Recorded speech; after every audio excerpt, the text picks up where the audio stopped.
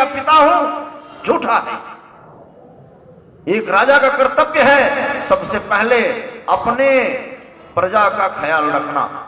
अकाल को मैं नहीं रोक सकता, सुखाड़ को मैं नहीं रोक सकता, बाढ़ को मैं पूरी तरह से नहीं रोक सकता। प्रजा खाने के लिए तरस रही है, प्रजा सुख और सुविधा के लिए तरस रही है, क्या करें?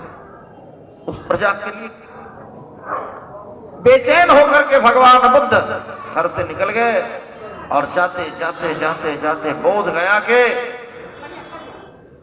स्थान में जाकर के एक बोधि नाम के वृक्ष के पास अस्थिर हो गए और वहीं समाधिस्थ हो गए। पहले तो कितने ऋषियों और मुनियों के पीछे जो इधर उधर के थे उसके पीछे पड़ करके कर्मकांड में बह गए। प्रेम तत्व उनको मिला ही नहीं, शांति का तत्व उनको मिला ही नहीं। तब उन्होंने उनके मार्ग को छोड़ा और 7 दिन 7 रात्रि तक बोधि नाम के उसी वृक्ष पर ध्यान करने में जुट गए। हमारा धर्म क्या है? हमारा धर्म क्या है? ध्यान करना। क्या है धर्म? ध्यान करना। किसका? चिंतन करना। किसका? परमात्मा भाव। ये ज्ञान की बातें हैं। उन्होंने 7 दिन 7 रात्रि तक जब ध्यान किया, उनको दिव्य ज्ञान की प्राप्ति हुई। किस चीज की प्राप्ति हुई? ध्यान से ज्ञान की प्राप्ति होती है। यही ज्ञान की बातें हैं। ध्यान से किस चीज की प्राप्ति होगी? ज्ञान की प्राप्ति होगी। यही मूल बात है। उन्होंने ज्ञान की प्राप्ति किया और शांति का संदेश दिया। शांति शांति शांति। और उस शांति के संदेश के बाद न अकाल पड़ा, लोग समृद्ध होने लगे, न बाढ़ आई, न सुखाड़ हुआ। लेकिन जब वह वैशाली आया, उनकी पत्नी दौड़ कर गई कि क्या अधिकार था आपको? क्या अधिकार था जो आप मुझे छोड़कर चले गए? बहुत रोई उनकी पत्नी। तब भगवान बुद्ध ने कहा कि जब तुम्हारा पति घर से गया था वह सिद्धार्थ था, और जो लौट के आया है वह सिद्धार्थ नहीं है, वह बुद्ध है। क्या है? वह बुद्ध है, सिद्धार्थ नहीं है। भगवान बुद्ध ने शांति का संदेश दिए और इस प्रकार से 24 अवतार की कथा हम धीरे धीरे करके पूरा कर रहे हैं। अब कल तक में 24 अवतार की पूर्ण कथा हो जाएगी और 24 अवतार जो भगवान के हैं वही मूल हैं। और 24 अवतारों की कथा के उसी 24 नाम को जो ले लेता है, उसमें से 10 नाम को भी जो ले लेता है उसको भी एकदम कोई दिक्कत नहीं। उस 10 में भी एक नाम को भी कोई लेता है, कोई फर्क नहीं है। कोई नाम ले लो, भगवान के नाम तारनहार है। भगवान तारनहार है, भगवान के नाम तार देता है, इसमें कोई शंका नहीं है। जिस तरह से आप धान को तारते हैं ना, अच्छा हो जाता है। लावा बोलते हैं, कैसे? मक्के का लावा हुआ, धान का लावा हुआ।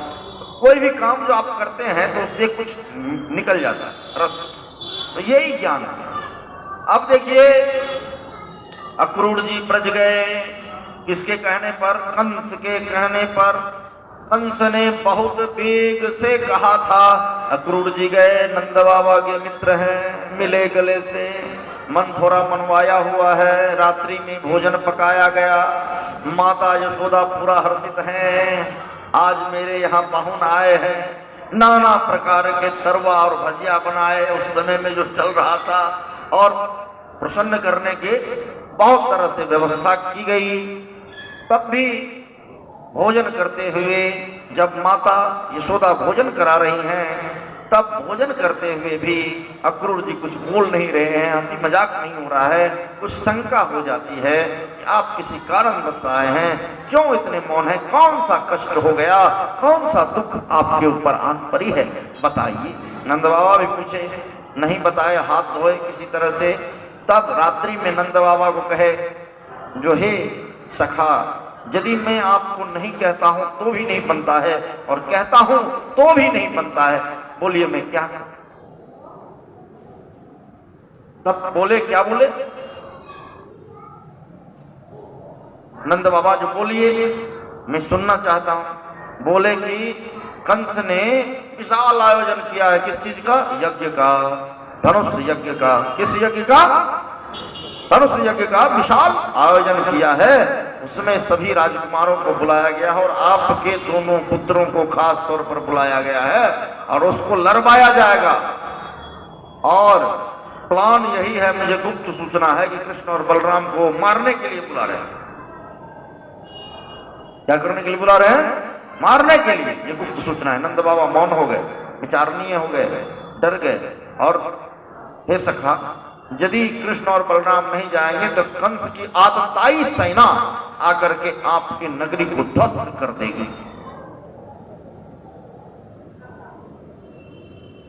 कृष्ण और बलराम दोनों भाई सुन रहे थे इस बात को।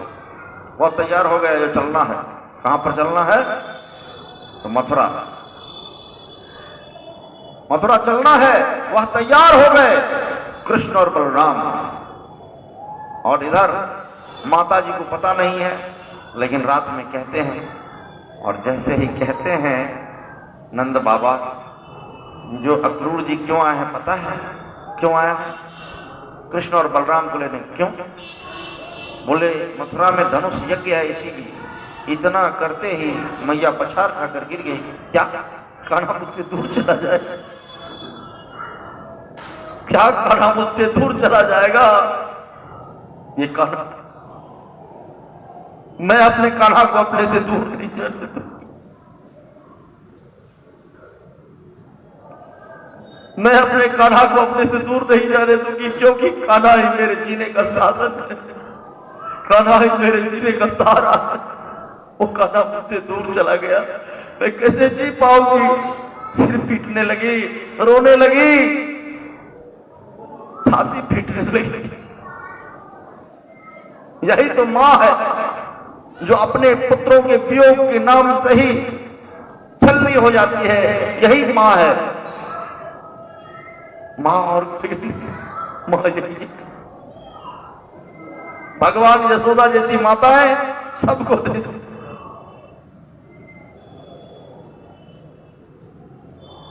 जिसने कि कान्हा का लालन पालन किया, खुश किया,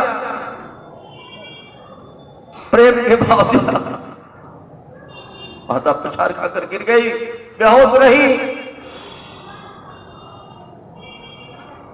बेहोश।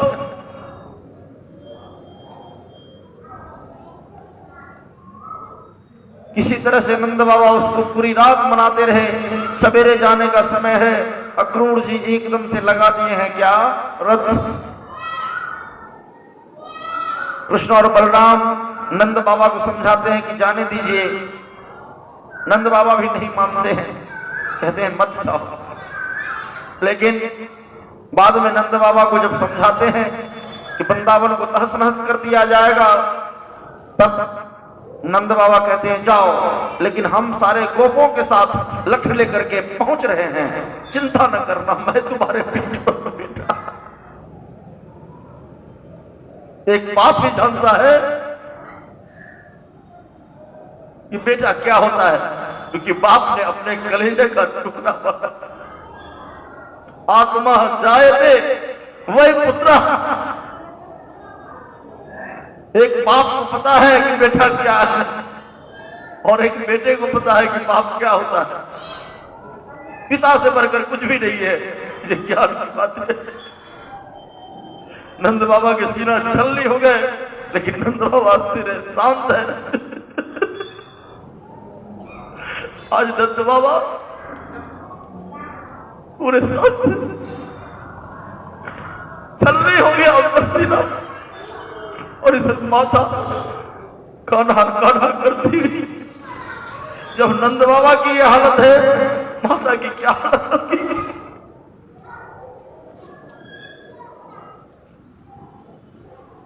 क्या हालत होगी इस माता?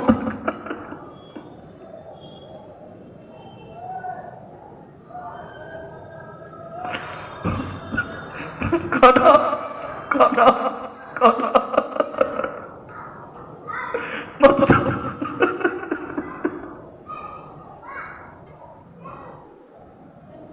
किसी तरह से नंद बाबा कान्हा को आगे लाते, कान्हा प्रणाम करते, और प्रणाम करते ही चरणों में गिर जाते। मैं तुमसे नहीं जा सकता ना। तू मेरी माँ है, तू ही तो मेरी माँ है। तुझको छोड़कर मैं कहां जा सकता हूं, तुझको छोड़कर मैं कैसे रह सकता हूं। एक माता के बगैर बेटे क्या जी सकता है, और एक बेटा के बगैर क्या माता रह सकती है? क्या जल के बिना मछली रह सकती है? क्या मछली जल के बिना रह सकती है? नहीं। किसी तरह से ताऊ भैया आकर समझाते हैं, ताऊ को भी लपटा लेते हैं, दोनों भाई माताओं से लपट जाते हैं। माता रोहिणी भी समझाती है, लेकिन कोई फर्क नहीं पड़ता, कोई फर्क नहीं पड़ता।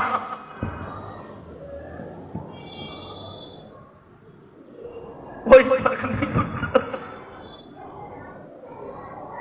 माता पछाड़ खाकर गिर जाती है। किसी तरह से नंद बाबा कलेजे पर पत्थर रख करके पकड़ करके लेकर जाते हैं उनको, इनको,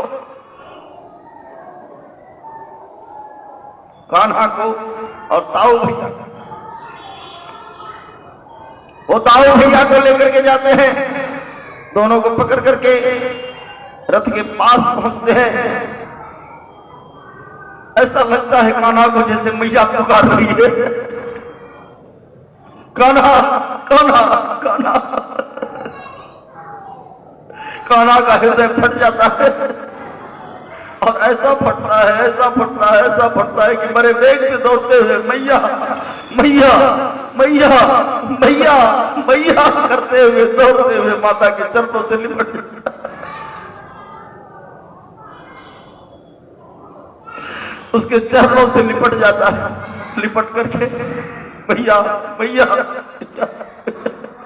माता पकड़ करके एक साथ बड़ी जोर से पकड़ लेती है।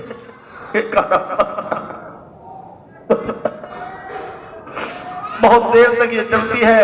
तब नंद बाबा समझाते हैं, और किसी तरह से समझा करके उनको अपने सीने से लगाते हैं और कान्हा को इशारा करते हैं, तुम निकल जाओ। अक्रूर जी कान्हा को पकड़ करके धीरे से चुपके से रथ तक आते हैं, और आकर के दोनों भाई को रथ पर बैठाते हैं। स्वयं बड़े तेजी से जो है रथ को चला देते हैं। गोपियां सुनती है कि कान्हा जा रहा है मथुरा, सिर्फ गोपियां सुनती है कि कान्हा मथुरा जा रहा है, मेरा श्याम सुंदर मथुरा जा रहा है। सारी गोपियां दौड़ने लगती है, विरह की व्याकुल हो जाती है। क्या कान्हा मुझे छोड़कर चले जाएंगे? क्या श्याम सुंदर मुझे छोड़कर चले जाएंगे? क्या ये मधुर चेहरा, यह मोहनी सूरत अब देखने को नहीं मिलेगी? बड़ी विरह से कातर हो जाती हैं और पीछे पीछे दौड़ने लगती हैं। रथ आगे आगे और गोपियां पीछे पीछे। कान्हा कान्हा कान्हा कान्हा कान्हा कान्हा कान्हा। वृक्षों से, लताओं से, बेलों से सारी गोपियां पूछती है, अरे कान्हा इधर से ही गया है क्या? क्या कान्हा को कहीं देखा है? अरे यदि एक बार मिल जाए मैं उसके हाथ पकड़ लूं, उसको जाने नहीं दूं। सारी की सारी गोपियां विरह में, विरह कातुर आज हावा। व्यास जी लिखते हैं, विरह कातुर आज हावा। विरह में व्याकुल हो गई सारी की सारी गोपियां। बेलों से, वृक्षों से, लताओं से सबसे पूछते, मेरे कान्हा को देखा?